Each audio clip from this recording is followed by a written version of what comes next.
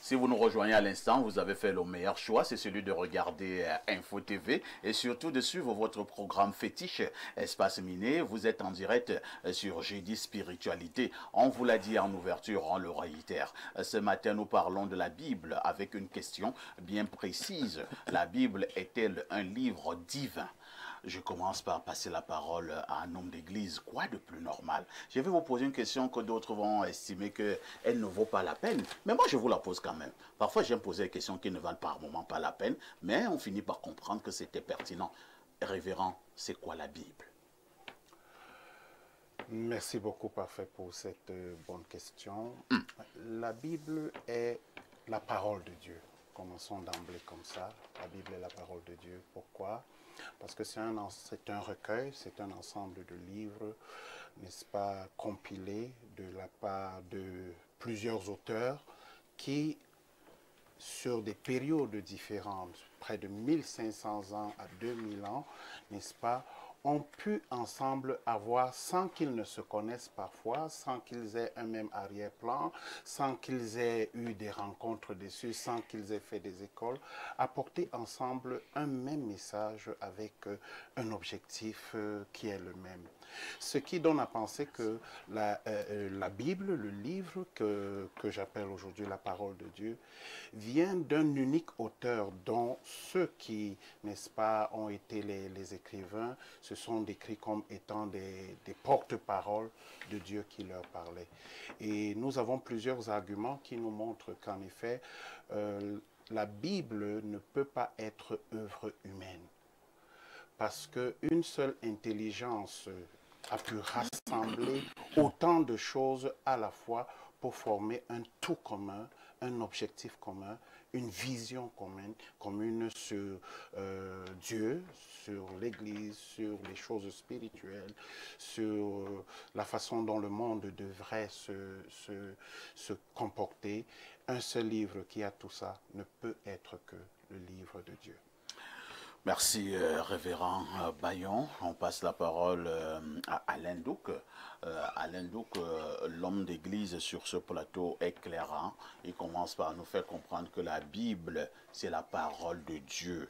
Il pense également que ceux qui ont écrit la Bible sont en réalité des porte-paroles de Dieu et que la Bible n'a rien à voir avec une œuvre humaine. À côté de ce que le révérend indique avec fermeté, beaucoup pensent quand même que cette affaire de Bible n'est rien d'autre que l'émanation humaine. Ce sont des gens à un moment donné, avec leur ressenti, avec leur imagination, ont écrit. Il y a un parallèle qu'on peut faire entre la Bible et une autre personnalité biblique qui est appelée la parole de Dieu. Je peux faire comme ça en embrayage sur ce que le révérend a déjà si brillamment dit. Un personnage biblique qui est appelé la parole de Dieu. On dit que c'est le Verbe créateur initial. On dit que c'est le Christ. Et justement, la parole de Dieu, elle a donné naissance à toute chose. Elle a été incarnée et s'est manifestée par une personne divine qui est venue et a vécu parmi nous. La Bible n'est pas que divine, elle est à l'image de celui-là, c'est-à-dire cette manifestation corporelle, celui qui est venu du divin et est apparu sous forme humaine parmi nous. Elle est tout à la fois divine et humaine. Je vais m'expliquer. Il y a déjà dans la sémiotique, dans le titre, un élément de condescendance par rapport à la Bible. Hein, parce que si moi j'avais écrit ce titre, j'aurais écrit la Bible avec un B majuscule. On sent donc qu'on a presque déjà pris parti.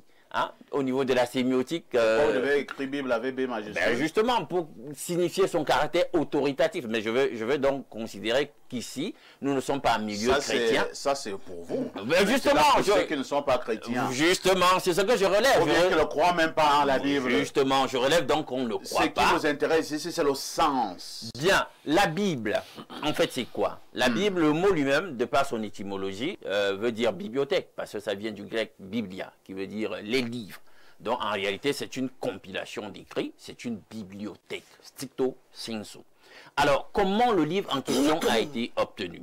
Il a été obtenu sur près de, disons, on peut aller à 1400 ans ou 1500 ans pour le Premier Testament, période de composition du canon en question, où il est question d'expérience vécu par un certain nombre de personnes qui ont jugé nécessaire, poussés par l'Esprit de Dieu ou par recommandation de Dieu, de mettre sous forme d'écrit l'expérience qu'ils avaient vécue à un moment donné de l'histoire du salut. Parce qu'il faut le dire, la Bible est christocentrique.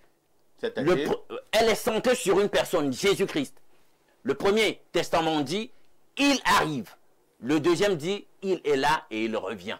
En fait, tout ce qui est dit dans la Bible doit converger sur la personne du Christ et converge sur la personne du Christ.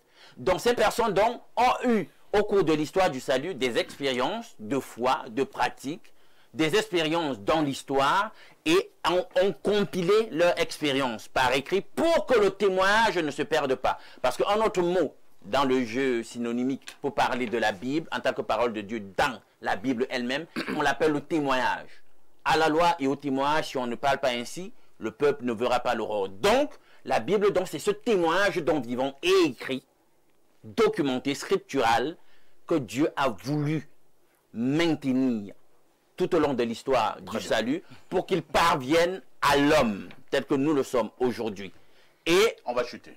La composition du canon, notamment maintenant je chute parce que au niveau des Israélites de cette époque, au 1er siècle de notre ère, il y a eu un concile qui s'est tenu et qui a fait l'unanimité pour dire que voilà les 27 livres que nous avons aujourd'hui dans ce que nous considérons comme étant le Premier Testament. Pour eux, ça faisait, sans l'ombre d'un doute, l'unanimité que c'était des livres inspirés de Dieu et c'était déjà objet d'utilisation dans le cadre de la dévotion religieuse, de l'enseignement doctrinaire, etc. Maintenant, dans le cadre du Nouveau Testament, les livres que nous avons aujourd'hui, il faut le relever. À la base, c'est des épîtres même, c'est-à-dire que quelqu'un reste pour édifier une communauté, il écrit, mais on pourrait dire, c'est léger, c'était des lettres de l'époque. Non, ce n'est pas léger pour la simple raison que déjà parmi ceux qui étaient les apôtres de l'époque ou qui étaient les contemporains de ces apôtres, les mêmes écrits avaient déjà autorité parmi eux. Vous allez retrouver par exemple Pierre qui cite dans ses écrits Paul et les écrits de Paul et juge que ce que Paul dit est inspiré de Dieu. Vous allez retrouver par exemple Paul qui cite Luc pour donner du poids à l'évangile de Luc. Donc vous voyez donc qu'entre eux, dans l'église primitive déjà, ces écrits avaient autorité et justement les chrétiens par la suite de l'histoire ne se sont saisis que de cet héritage documentaire et scriptural pour juger de ce que doit être le standard de la foi et de la pratique. Merci Alain Douk. On va passer la parole à Toth. Alors Toth, on va directement à la question essentielle de ce matin. La Bible est-elle un livre divin? Déjà, les gens seront très déçus de ma prise de position qui sera effectivement documentée. Ma position est simple. La Bible, c'est un recueil de textes rédigés par les serviteurs de la divinité Seth. Et c'est de ce Seth que le mot Satan est né. Ah bon? Voilà. Vous êtes sûr? Donc je vais le démontrer tout à l'heure sur la base de la documentation. Donc la Bible, en réalité, ce sont les serviteurs de Satan qui ont écrit la Bible. C'est pas trop fort là? Non, c'est pas fort, c'est documenté. C'est pas moi qui le dis. Même la Bible le dit aussi. Hein. Passons à la démonstration. Voilà. Premièrement, les serviteurs de Satan, ce sont les descendants de Hekakasut, que les Égyptiens appelaient Ixos, qui ont envahi l'Égypte autour de l'an 1630 avant l'ère actuelle. Et ils ont été expulsés d'Égypte. D'ailleurs, les voilà. Parmi eux, il y avait les Aramous, c'est-à-dire les Araméens, dont les Abirous, c'est-à-dire les Hébreux. Parce que le mot Abirou, en acadien, désigne effectivement ce peuple qui est habillé en tenue bigarrée, là, qui est accueilli par les Égyptiens. Ils sont d'abord arrivés de manière pacifique. Ça, c'est gravé dans la tombe du grand scribe et vizir Khnum-Hotep. On est autour de 1830 avant l'ère actuelle. Donc, on les accueille de manière pacifique. Et après, par vague migratoire, ils ont créé une masse critique et ils ont pris possession de la Basse-Égypte. Voilà ce peuple-là. Et tel qu'on les décrit dans les tenues des Hébreux dans la Bible, c'est les tenues bigarrées que vous voyez là.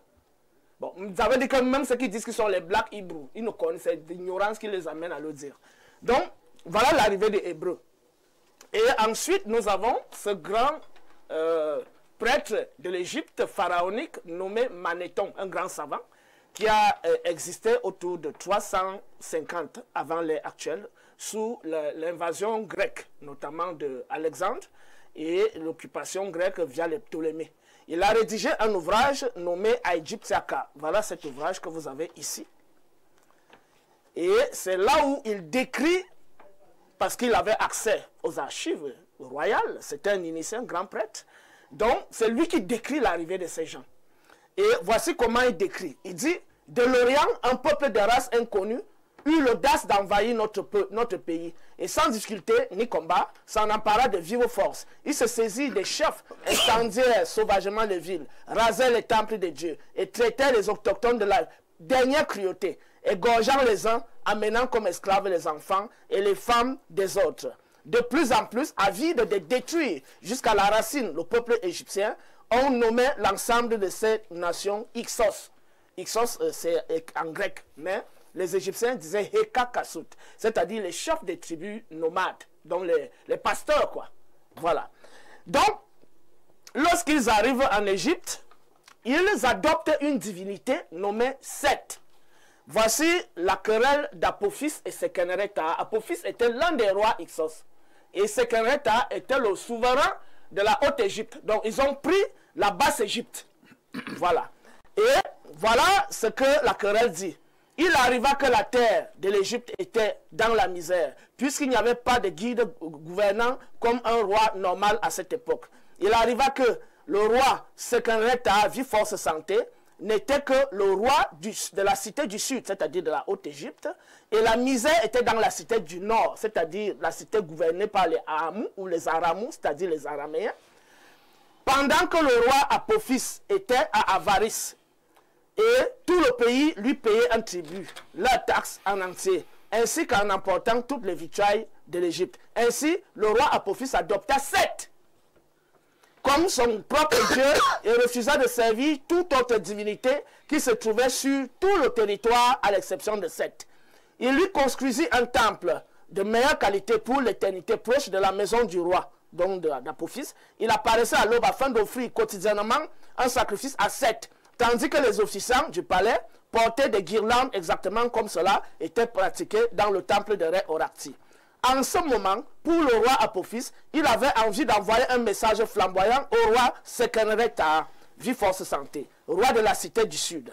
Et le roi Apophis leur répondit en disant, « Je dois envoyer un message au roi de la cité du sud. Je commande que nous évaluions le pouvoir du Dieu qui le protège. Il ne compte sur aucune autre divinité sur toute l'étendue du territoire de l'Égypte, à l'exception d'Amon-Ra, la divinité suprême. » Ça, c'est ce que le roi Ixos étranger reconnaît, que le pharaon autochtone adore le Dieu suprême. Mais lui, il a choisi Seth. J'entre maintenant dans la Bible pour démontrer qu'effectivement, ces gens ont choisi Seth. Il faut bien remarquer comment on écrit Seth ici. Hein? C'est S-E-T-H. Voilà. Je vais dans la Bible. Genèse chapitre... Et votre Bible est déjà vieille. Hein? Oui, c'est la Bible de Jérusalem. Vous l'avez beaucoup utilisée. Genèse chapitre 4, verset 25. Seth et ses descendants. Seth, c'est le troisième fils d'Adam. Et c'est écrit exactement de la même manière. S-E-T-H. Oui, exactement de la même manière. Ouais. Voilà.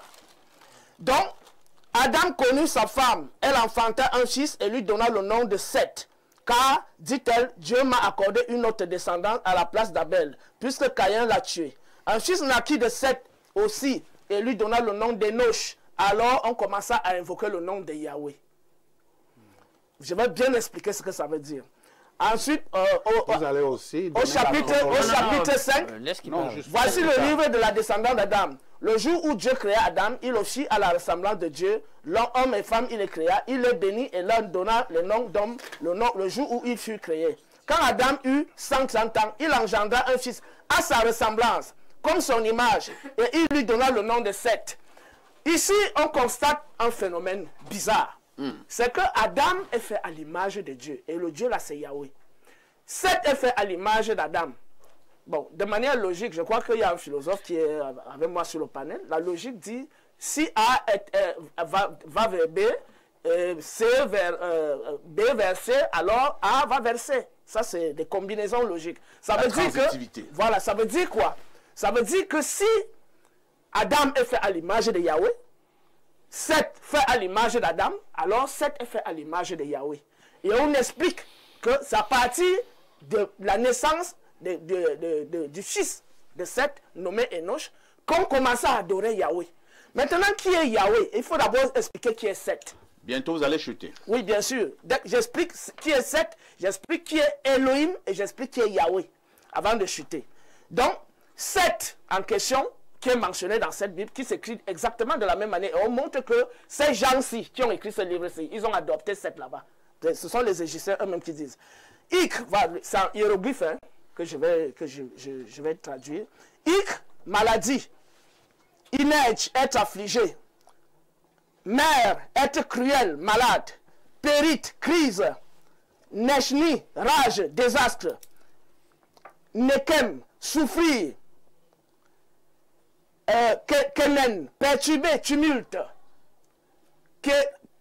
Kéri, orage, nuage.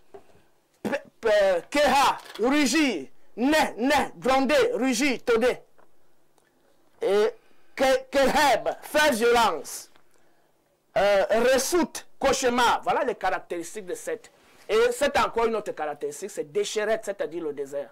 Donc tous les peuples qui sont nés dans des zones désertiques sont qualifiés de peuples settiens qui adorent Seth. C'est-à-dire, voilà, c'est le dieu des orages, le dieu de la maladie, le dieu de la cruauté, le dieu du désastre, le dieu de la souffrance, le dieu de la perturbation, du tumulte, le dieu je sais pas, des cauchemars, etc. Maintenant, qui est Yahweh? Pour connaître la signification de Yahweh, il faut lire deux auteurs. Il y a un Allemand, j'espère qu'il aura écouté dans le temps de parole, hein. Un Allemand nommé Julius Fellhausen, qui a écrit un ouvrage vers les années 1800 intitulé Israeliste und Jüdische Geschichte, où il montre que le mot Yahweh vient de l'arabe, en arabe pré-islamique, parce que la langue arabe et la langue hébraïque sont dans le registre des langues qu'on appelle les langues sémitiques, donc des langues d'une même famille. Donc il dit, Yahweh vient de Hui, c'est-à-dire souffler, détruire, tonner, renverser, perturber. Yahweh, c'est pas Dieu? Non. Yahweh, le Dieu de la Bible, s'appelle Yahweh. Voilà. Donc, et vous donnez sa vraie signification. Bien évidemment. Donc, Julius, il dit oui, ça veut dire détruire, perturber, faire violence, bref, les mêmes caractéristiques qu'on retrouve chez Seth. Donc, Yah, ça veut dire celui qui détruit, celui qui souffle, celui qui perturbe, celui qui renverse. Donc, exactement les mêmes caractéristiques que Seth. Que signifie Elohim? Elohim vient, je chute par Elohim. Elohim vient du sumérien. Il y a un panthéon sumérien. Le Sumer, c'est la civilisation de la Mésopotamie. Donc, il y avait un panthéon sumérien. Le dieu de lumière et du feu s'appelait Anu. Le dieu de l'air ou du vent s'appelait Enil. Le dieu de la terre s'appelait Enki. Et le dieu des eaux s'appelait Aya ou Ea.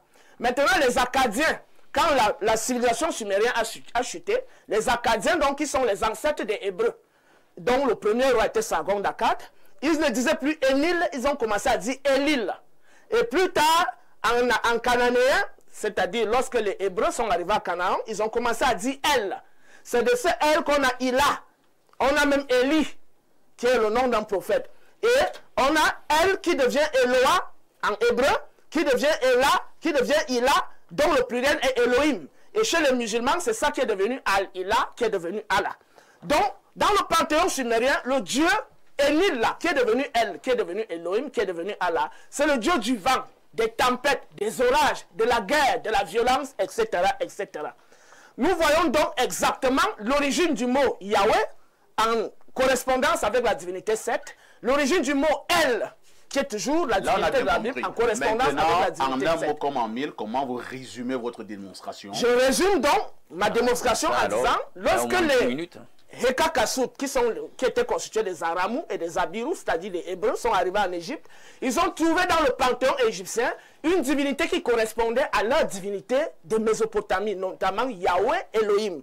Et ils ont donc épousé cette divinité comme la leur, notamment la divinité Seth. Et c'est de ce Seth que le mot Satan. En un mot, la Bible n'est donc pas la parole. La Bible n'est pas. Effectivement, je vais montrer le contenu quand je vais reprendre la parole. Plus tard, j'ai dit quand je vais reprendre la parole, je vais montrer le contenu qui démontre que c'est le livre de Satan. Merci. Voilà.